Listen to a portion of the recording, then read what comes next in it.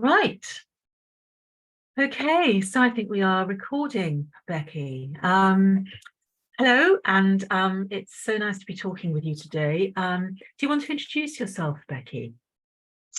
So I am Rebecca. I have just turned 40, and I have been working as a relationship therapist. God, I can't think now. I became a therapist in 2017, and I've been working at Relate Leeds and Bradford since 2018, I believe, all through COVID and things like that. So yeah, I've been working here, and it's a wonderful place to work. That's great. It's great to hear. And I'm Amanda. I'm head of service quality and clinical practice, and I'm not going to say how old I am because it's extremely old.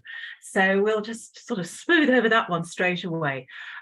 Becky, it's lovely to have this opportunity to talk with you. And in particular, what I think everyone will be really interested in hearing is about your book and what it's all about. I think I said to you earlier that I've not read it purposely so that I can come to this discussion with you really fresh in a not knowing place, and really looking forward to hearing what it is you have to say about it. So, what's the title of your book? So the title of my book is called A Survival Guide for Women Who Feel Stuck in Their Marriage. And it's a book that I wrote because of my own personal journey with marriage, and also putting the links together with becoming a relationship therapist. Wow. So it sounds like it's been a work of art in progress for a while. Have you written anything before? Are you a published novelist or had something printed? Only for magazines. I've never attempted to write a book before. I don't even know where the kind of idea came from. It wasn't necessarily something that I'd been planning. I'd done some articles for a number of magazines when I became a counsellor, just because I felt I have a past history with anxiety and certain things I learned when I became a counsellor. So I just kind of felt compelled to put it in writing, I guess, to help other people understand it. So I would say that writing has been a passion of mine, but I hadn't had a big plan to write a book or anything like that. It's amazing, isn't it? I think writing is one thing, but writing a book is really quite something else. So it's really very exciting. So it sounds like some of the book is maybe based in a personal experience. Can you say something about the general kind of layout? I mean, how does the book work? If I picked it up now and started looking at it, what would I expect to see? So I think, I think even before I became a relationship therapist, this is something that has been ongoing for many, many years. And, even before I got married, certain patterns of behavior I had in my relationships. And I don't think, just as human beings in general, we don't understand that, or we're not even self-aware to our patterns. And I think when I became a relationship therapist and started to put all the links together, and everything started to click into place and make sense to me as to why I behave in certain ways in my relationships. Certainly in my marriage, I've been married or with my partner, my husband, for 15 years now, which for me is my longest relationship. And obviously when you're married, you have to, put some effort and some work into sustaining that relationship, whereas previously, maybe previous boyfriends, leaving the relationship or just kind of carrying on with these toxic patterns and ignoring them was something which was a lot easier to do. And then when I got married and had a child and certain patterns of behavior started to resurface again, my marriage really forced me to look at them. And when I became a relationship therapist and put the links together with that, then it was something that just kind of again, I think I felt compelled to share it with others because it's so kind of deeper than what people understand. I think there's nothing like training, like as a Relate therapist, to sort of throw some light on things that I guess may not have been entirely clear or apparent in any of our relationships. I mean, it sounds like it almost feels like it was a journey for you and your husband together doing this book. Has it changed how your relationship works, would you say, having written the book and researched it and so on? I feel like the book was the work had taken place way before the book even came into my mind. Yes. So I feel like we got to a place, I don't really know how to word it. I suppose, yeah, this has been years of kind of work ongoing in the marriage from both sides. And then I kind of got to a point where I thought, oh, I'll put this in writing, because you kind of have to learn first and foremost, and before you can teach that to other people. So I think I had a real passion to kind of share my knowledge and wisdom of what I had learned in my relationship. And where we are now is kind of a place where we have kind of accepted each other instead of trying to change each other, which I think is what a lot of couples fall into. Yes, yeah. I think that's such an interesting observation, Becky, because I think when couples come to us and Relate, they're often here because they want the other person to change, and so that thing around, actually there's a perhaps a joint responsibility, to be responsible for your own bit in the relationship and take charge of it and make changes as necessary is hugely important. So in the book, I mean, can you sort of give us an outline of the chapters of the journey through the book? How does that work? So where do you start in your book, and how does it progress through to the end? Well, I think there's a lot of kind of first of all, it's kind of helping women to feel validated first and foremost, because women are heavily kind of conditioned to put other people's needs before their own, right from like their early environments.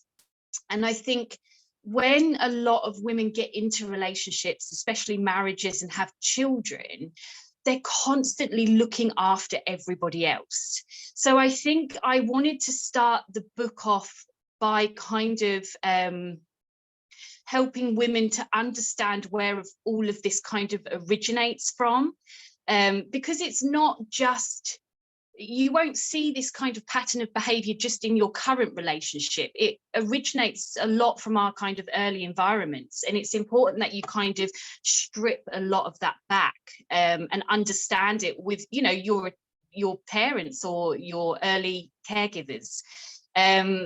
So a lot of the book is helping women to understand it from a different perspective, and not just kind of focusing, this book is not in any way to kind of blame men or to think that they're the bad guy in all of this and we're exempt from that. It's just to kind of help women understand their own patterns. And also, one thing that I think I learned in my own marriage is how important like boundaries are. And again, going back to our early environments, as women, we're conditioned certain generations not to use our voice, or to not, just to maybe look after everyone else and put everyone else's needs first. And I think it's so important, and I point out in the book how much we have to have boundaries in relationships, and we can't just keep doing things for our partner and not using our voice in moments and speaking up. So there is a lot of kind of work around boundaries and your own worth and your own value as well. So it sounds like there's an invitation in there for people to take a wider look, to look back and kind of see how they've got to here. I think that's really interesting what you're saying about boundaries, because I think it's so difficult, isn't it? Sometimes it's difficult to form boundaries that are helpful and positive boundaries. And sometimes we form boundaries which are actually very unhelpful and do nothing for a relationship. So getting that balance right is really, really important. What would you say if there were sort of like 3 takeaways, as it were, from the book? What would you say they are? I would say it's a really kind of confusing time when, and I think, like, if we look at relationships and marriage breakdowns today, over 70% of marriage breakups are initiated by women. So first, I guess my whole point of the book is to help women feel validated and heard. It's a very kind of difficult time, especially if you've got a family and children. It can become really lonely because you don't want to necessarily tell friends and family about it through judgment or through people not really understanding, and then and then people viewing your relationship as not being strong, or people then have that kind of view that you want to leave the relationship when you're just really trying to kind of get some validation off your friends or your family members, I guess. So first of all, I guess it's normalizing it, especially as women get to my age now. You see a huge pattern of women in the therapy room in their late 30s and 40s going through this process.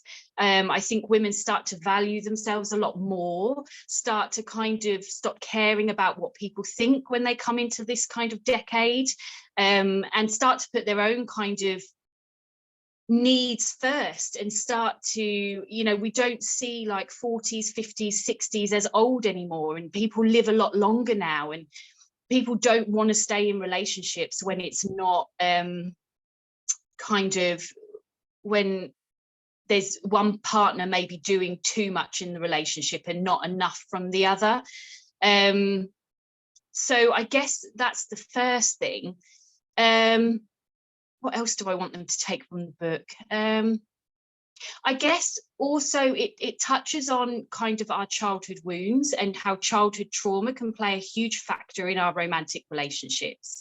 And I think it's really important that people look at their own inner wounds at some point throughout their life, because we project our pain onto our partners and onto other family members, like children, in terms of emotional outbursts or controlling behavior.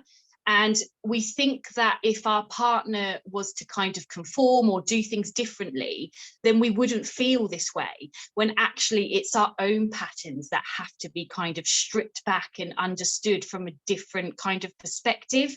So I think it's really important that people do the inner work, I guess. And I hope my book has some kind of tips and techniques to help people do that. That sounds really, really helpful, because I think that bit around childhood trauma is something that we're so much better at recognizing plays a very significant role in how we do stuff as adults, whether that's in relationships or not in relationships. So that sounds really interesting. So you've given me 2 there. So the third one, what would be your final piece of advice from the book? What would be your final piece of advice, Becky? Oh God, I have to try and think of the chapters in my book now. So there's a chapter on boundaries, there's a chapter on childhood. What other chapters do I have in there? Oh, there's the ending is, so I suppose also, there's less stigma around separation and divorce now. And I think if you've reached a point in your marriage or your relationship where you really feel that you can't continue, because I think in our long-term relationships especially, it takes some element of internal growth from both sides. And if you've only got one partner doing that, then sometimes you do kind of keep hitting a brick wall. And I think sometimes a relationship needs a kind of a break from that, because otherwise you're mentally draining yourself trying to get your partner to change. So I guess my final chapters are very much on kind of how to navigate that in in a different way, not with all this kind of anger and resentment, kind of looking at your own beliefs that maybe you carry towards the opposite sex that have been there from your childhood, and how to kind of try and change some of those beliefs if that's the road that you want to take. That sounds absolutely fascinating. It's been great talking to you about your book, Becky, and I'm wondering if somebody wanted to get hold of it, where do they get it? Where is it? How can we get it? It's currently on Amazon, UK, or my website is rebeccajane.uk. Okay, well, thank you so much for taking the time to speak with me today. It's been so nice to get to know you a bit better and to hear all about your book, and just wish you the very, very best of luck with it. And thank you very much indeed. Thank you. Okay.